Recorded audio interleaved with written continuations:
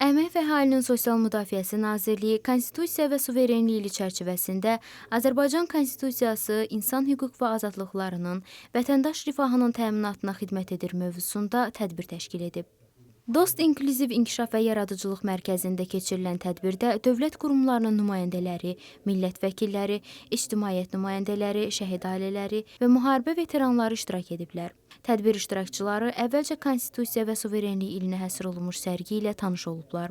Konfransın açılışında çıxış edən Əmək və Əhalinin Sosial Müdafiəsi Naziri Anar Əliyev 15 iyun Milli Qurtuluş Gününün tarixi əhəmiyyətini vurğulayıb. Milli Qurtuluş Günü tariximizə qızıl hərflərlə yazılmış Azərbaycanın müstəqil və güclü dövlət kimi inkişafına, uğurlarına və qələbələrinə yol açan mühüm bir başlanğıc nöqtəsidir.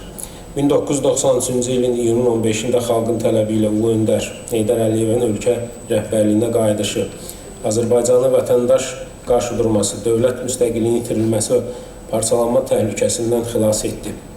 Güclü Azərbaycan dövlətinin əsasını qoydu və onun uzun müddətli inkişaf yoluna yönəltdi.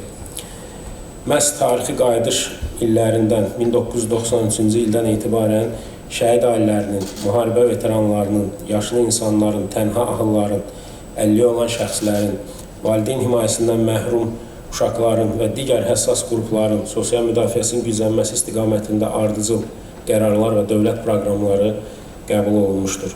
Uğurlu iqtisadi islahatlar, o cümlədən 1995-ci ildən həyata keçirilən torpaq islahatları ölkənin iqtisadi inkişafını sürətləndirərək əmək bazarına və sosial rifaha müsbət dəyişikliklərə səbəb olmuşdur. 93-2003-cü illərdə ərzində Ulu Öndər tərəfindən əhalinin rifahının yüksəlməsi məqsədi ilə 60-dan çox mühüm sənəd imzalanmışdır. 1995-2003-cü illərdə pensiya və müavinətlərin orta aylıq məbləği 8 dəfə, orta aylıq əmək haqqı isə 6 dəfədən çox artırılmışdır. Digər çıxışçılar, o cümlədən millət vəkili Əli Hüseynli, professor Şahlar Əsgərov, Yeni Azərbaycan Partiyası Veteranlar Şurasının sədri Arif Rəhimzadə, müharibə iştirakçıları və şəhid ailələrinin nümayəndələri də Konstitusiyanın hüquqi dövlət və sosial rifahın əsasını təşkil etdiyini bildiriblər. Sonda tədbir iştirakçıları mərkəzin benefisiarlarının ifasında inklüziv konsert proqramını izləyiblər.